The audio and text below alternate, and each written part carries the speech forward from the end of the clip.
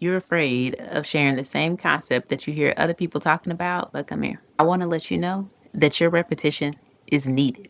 I need you to keep talking about it and repeating it. And you know what? You were made in the image of God. And you know what his good book does? It repeats the same concepts over and over again. The Bible has so many key principles that are repeated over and over and over again. Our brains are wired to thrive on repetition. Another reason it's important is because oftentimes people may not see it the first time. They may not fully get it the first time you say it. They may not remember it. And so you need repetition to let that thing sink in. When I was a marketing director at Procter & Gamble, one of the key principles that we used in our advertising was that we needed repetition of messaging 7 times to actually get the most effective return on that message. Meaning we wanted somebody to see an ad 7 times. We need repetition because, oh, by the way, you're also competing for the same attention that these multi-million dollar, multi-billion dollar companies are also competing for. When you post your content on YouTube, when you post it on any of these social apps, they are being served up along with all the multi-million dollar company ads. And so you need repetition. But the main reason that I want to show you need repetition is the Bible. Because if the Bible has repetition time and time again to let it sink in, there's probably something that you need to be modeling from what we see in the Bible. So let me just give you a couple examples of what this repetition looks like. Multiplication and stewardship. In Genesis 1 and 28, the Bible says, be fruitful and multiply. It was one of the first commandments that God gave man.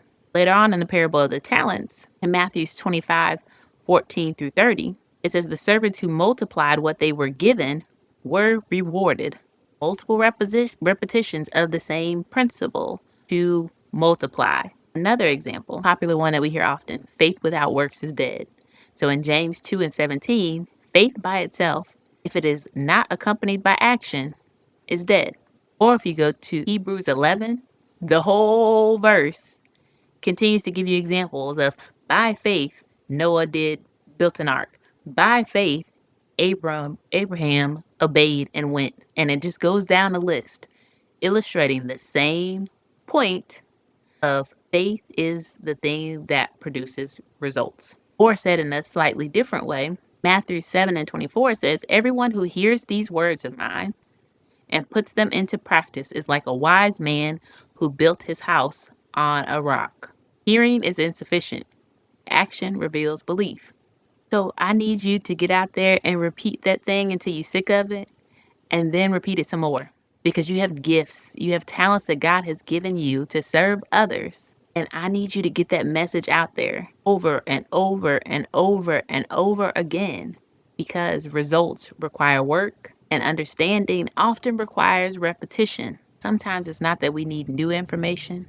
It's that we need to be reminded of what we already know till it clicks, until we start to take action on it. Need repetition from different perspectives, using different scenarios, said in different ways, and repeated multiple times till the message finally clicks. So go out there and start repeating your message. See you next time.